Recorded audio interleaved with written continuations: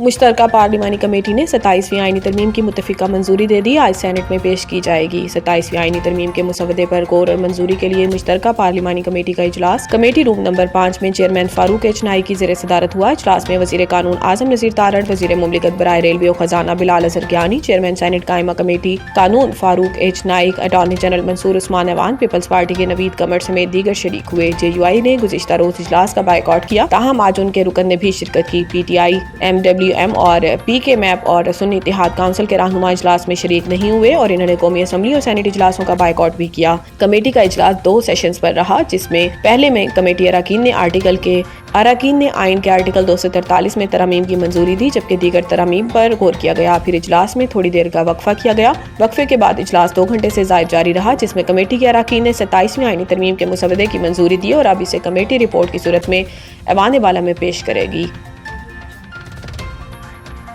حیرت ہے جنہوں نے الیکشن کا فیصلہ دیا پھر ڈویژن بینچ میں بیٹھ کر معطل کر دیا۔ جسٹس محسن ہائی کورٹ کے جسٹس محسن اختر کیانی نے فریقین کے دلائل کے بعد فیصلہ محفوظ کر لیا۔ دوران سماعت جسٹس محسن اختر کیانی کا اسسٹنٹ اٹارنی جنرل اور الیکشن کمیشن کے DG لاء سے مکالمہ ہوا۔ جسٹس محسن اختر کیانی نے ریمارکس دیے کہ لوکل گورنمنٹ الیکشن نہ ہونے سے نظام کا بیڑا غرق ہو گیا ہے، نہ کوئی پراپرٹی ٹیکس لگ سکتا ہے اور نہ کوئی کام سیدھا ہو رہا ہے۔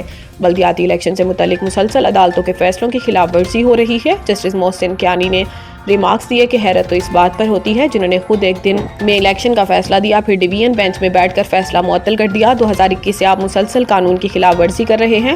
اسسٹنٹ اٹارنی جنرل عثمان گھمن نے کہا کہ بلدیاتی الیکشن سے متعلق قانون سازی کی گئی تھی، جس کی وجہ سے الیکشن تاخیر کا شکار ہوا۔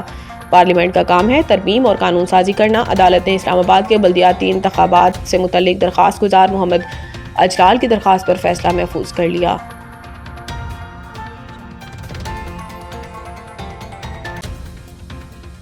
پاکستان کی جانب سے افغانستان بارڈر کی بندش سے کتنے کروڑ ڈالرز کا نقصان ہوا؟ پاکستان اور افغانستان کے درمیان سرحدی کشیدگی کے باعث بند کیے جانے والے کراسنگ پوائنٹس کو تقریباً 1 ماہ ہو چکا ہے۔ پاک افغان سرحد کی بندش سے وسط ایشیائی ممالک کو پاکستانی برآمدات بھی متاثر ہوئی ہیں۔ افغانستان کے ساتھ تمام 8 بارڈر کراسنگ پوائنٹس بند ہونے کے باعث 1000 ٹرک کراچی پورٹ پر پھنس گئے۔ حکومتی ذرائع کے مطابق عام طور پر پاکستان سے افغانستان ماہانہ تقریباً 15 کروڑ ڈالرز کی درآمدات کرتا ہے۔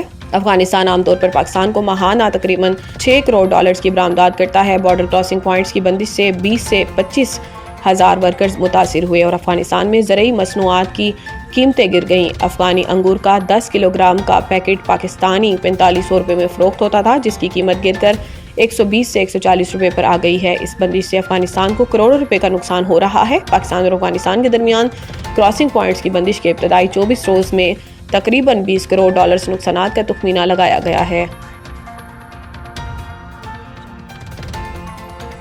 اسلام آباد میں وزیر اعلیٰ KPK کے خلاف پیکا ایکٹ کے تحت مقدمہ درج کر لیا گیا۔ ریاستی اداروں کے خلاف بیان پر وزیر اعلیٰ سہیل آفریدی کے خلاف پیکا ایکٹ کے تحت مقدمہ درج کیا گیا۔ وزیر اعلیٰ KPK کے خلاف مقدمہ سائبر کرائم رپورٹنگ سینٹر اسلام آباد میں NCCIA کے سب انسپکٹر مدیت میں سائبر کرائم ایکٹ کے تحت درج کیا گیا۔ مقدمے کے متن کے مطابق سوشل میڈیا پر موجود ویڈیوز میں ریاست اور قومی سلامتی کے اداروں کی ساکھ کو نقصان پہنچانے کی کوشش کی گئی۔ وزیر اعلیٰ KP نے اڈیالہ جیل کے باہر ریاستی اداروں کے خلاف جھوٹ پر مبنی میڈیا ٹاک کی۔ متن کے مطابق PTI کے آفیشیل پیج سے بھی ریاستی اداروں کے خلاف ویڈیو کو پھیلایا گیا۔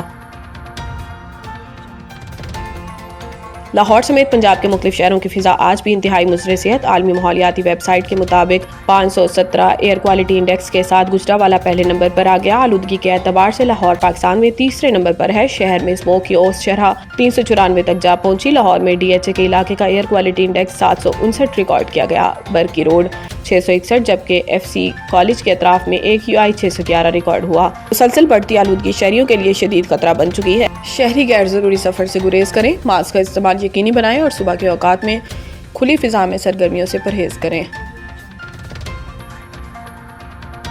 قومی کرکٹر حسن نواز کے گھر بیٹے کی پیدائش۔ قومی کرکٹر حسن نواز کے گھر بیٹے کی پیدائش ہوئی۔ ذرائع کے مطابق حسن نواز نے اپنے نومولود بیٹے کا نام محمد ابراہیم رکھا۔ ادھر سری لنکا کے خلاف ون ڈے سیریز کے لیے قومی اسکواڈ کا اعلان کر دیا گیا۔ واضح رہے کہ شارجہ کے 3 ملکی ٹورنامنٹ ایشیا کپ اور جنوبی افریقہ کے خلاف T20 اور ون ڈے سیریز میں مسلسل ناقص کارکردگی کے بعد سلیکشن کمیٹی نے نوجوان middle order better Hasan Nawaz کو ڈراپ کر کے فخر زمان کو ٹیم میں شامل کیا ہے۔ PCB کے مطابق حسن نواز کو قائد اعظم ٹرافی میں شرکت کی ہدایت کی گئی ہے، جس کا 7واں مرحلہ 11 نومبر سے شروع ہوگا۔